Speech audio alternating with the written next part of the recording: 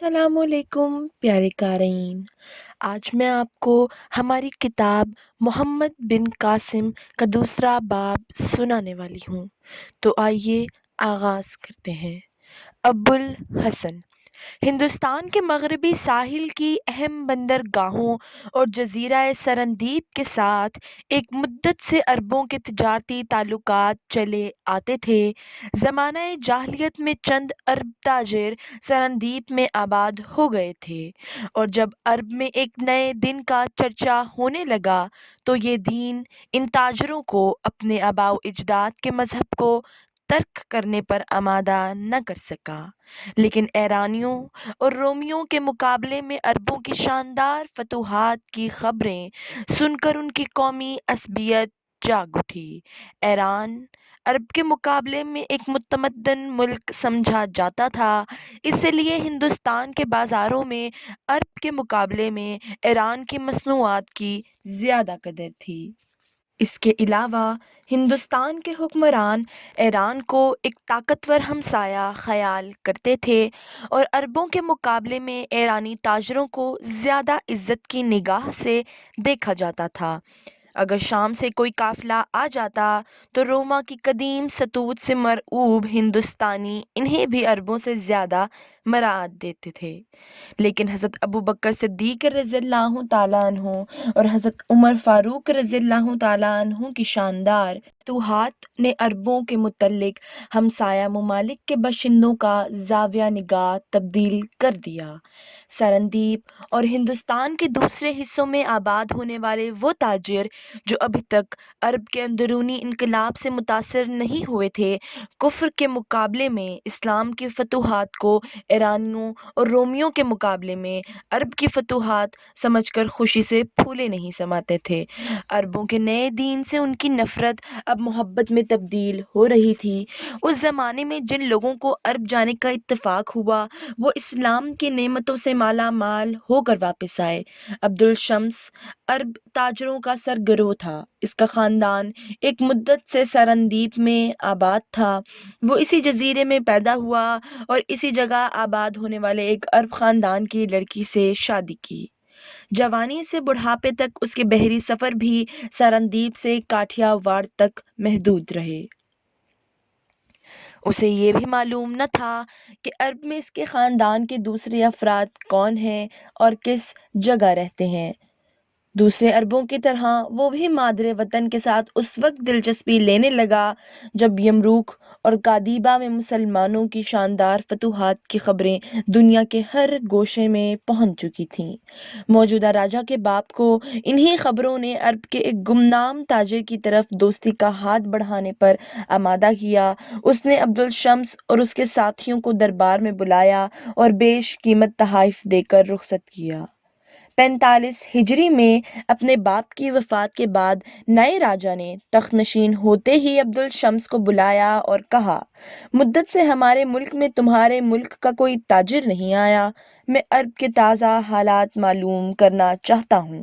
مجھے تمہارے نئے دین کے ساتھ دلچسپی ہے۔ اگر تم وہاں جانا پسند کرو تو میں تمہارے لیے ہر سہولت مہیا کرنے کے لیے تیار ہوں۔ عبد الشمس نے جواب دیا، آپ کے منہ سے میرے دل کی دبی ہوئی آواز نکلی ہے، میں جانے کے لیے تیار ہوں۔ 5 عرب تاجروں کے سوا باقی سب عبد الشمس کا ساتھ دینے کے لیے تیار ہو گئے۔ 10 دن بعد بندرگاہ پر ایک جہاز کھڑا تھا اور عرب اپنے بال بچوں سے رخصت ہو رہے تھے۔ عبد الشمس کی بیوی فوت ہو چکی تھی۔ اس نے سینے پر پتھر رکھ کر اپنی اکلوتی بیٹی کو الوداع کہا۔ اس لڑکی کا نام سلمیٰ تھا۔ شہر میں کوئی شخص ایسا نہ تھا جو اسے نسوانی حسن کا بلند ترین معیار تصور نہ کرتا ہو۔ شاہ سوار اسے تندو سرکش گھوڑوں کو دوڑاتے اور بہترین تیراک اسے خوفناک آبشاروں میں کودتے اور سمندر میں مچھلی کی طرح تیرتے دیکھ کر دم بخود رہ جاتے تھے۔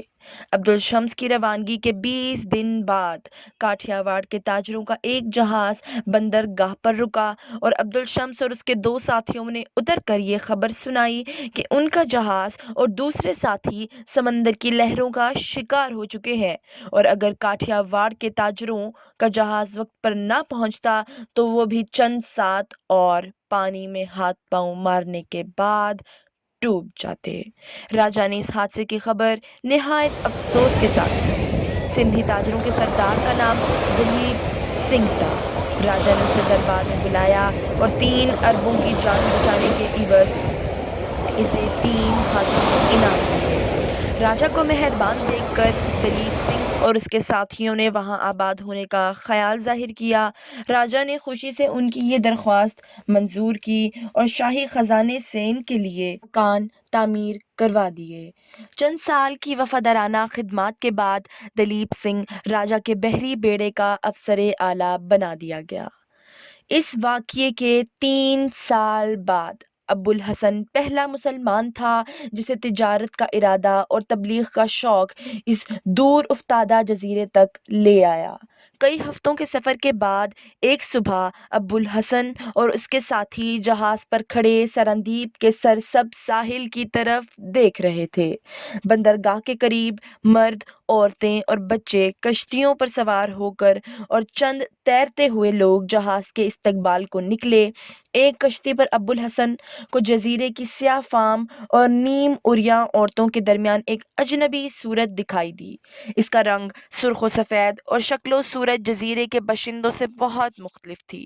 دوسری کشتیوں سے پہلے جہاز کے قریب پہنچنے کے لیے وہ اپنی کشتی پر کھڑی 2 تنومند ملاحوں کو جو کشتی کے چپو چلا رہے تھے ڈانٹ ڈپٹ کر رہی تھی۔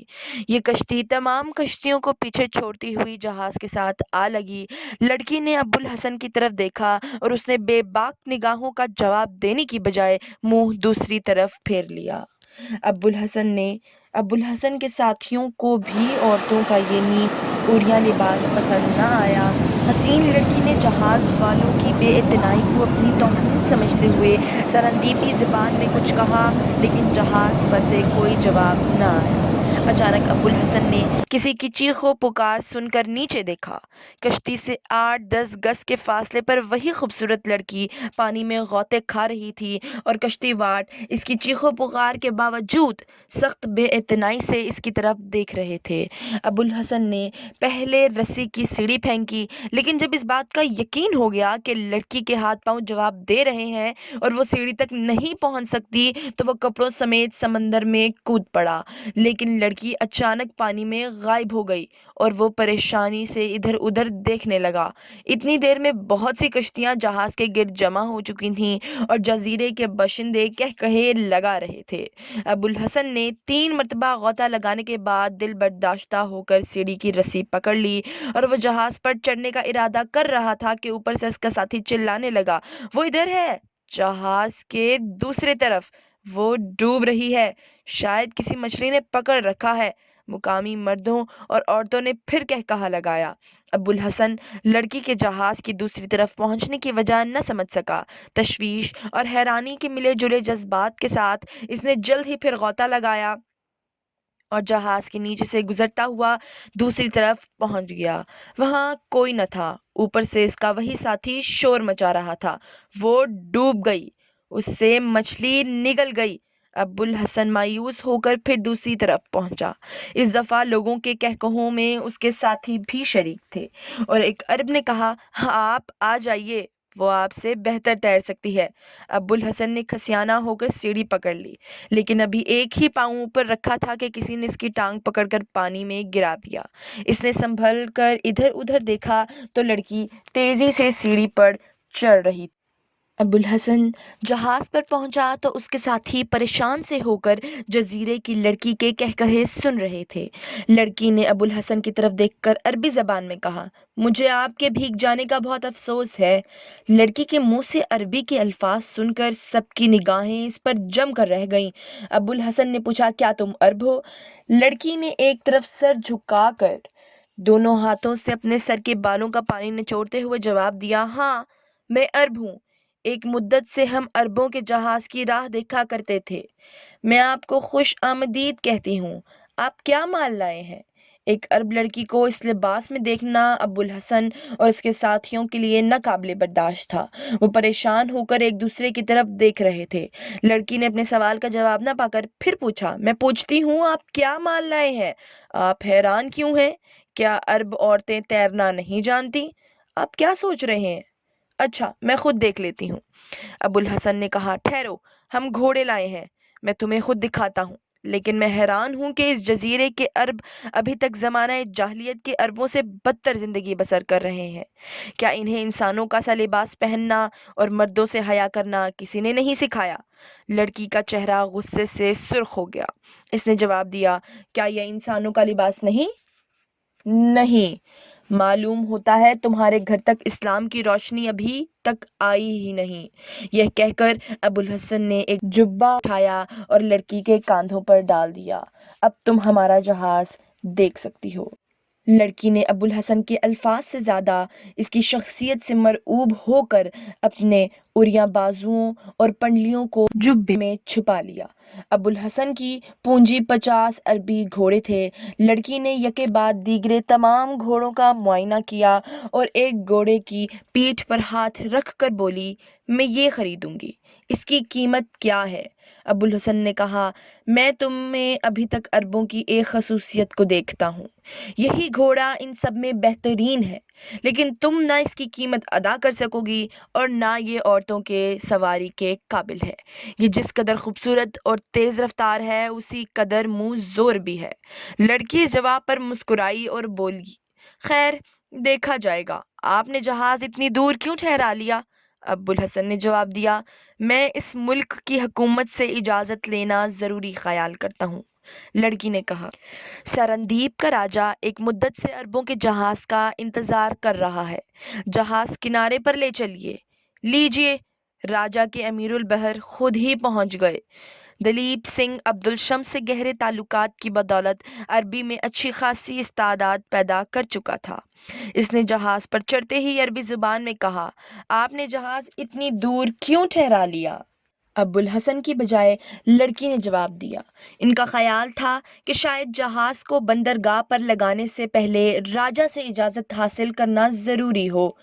دلیپ سنگھ نے جواب دیا، مہاراج آپ کو دیکھ کر بہت خوش ہوں گے۔ لڑکی نے کہا، میں جاتی ہوں، لیکن اس بات کا خیال رہے کہ وہ سفید گھوڑا میرا ہے اور میں اس کے منہ مانگے دام دوں گی۔ یہ کہہ کر لڑکی نے جبہ اتار کر ایک عرب کے کندھوں پر پھینک دیا اور بھاگ کر سمندر میں چھلانگ لگا دی۔ تو لیجئے قارئین، آج کا آپ کا اور ہمارا سفر یہیں پر اختتام پذیر ہوتا ہے۔ کہانی کے ساتھ جڑے رہنے کے لیے اس چینل کو لائک کیجئے، سبسکرائب کیجئے اور شیئر کرنا مت بھولیے۔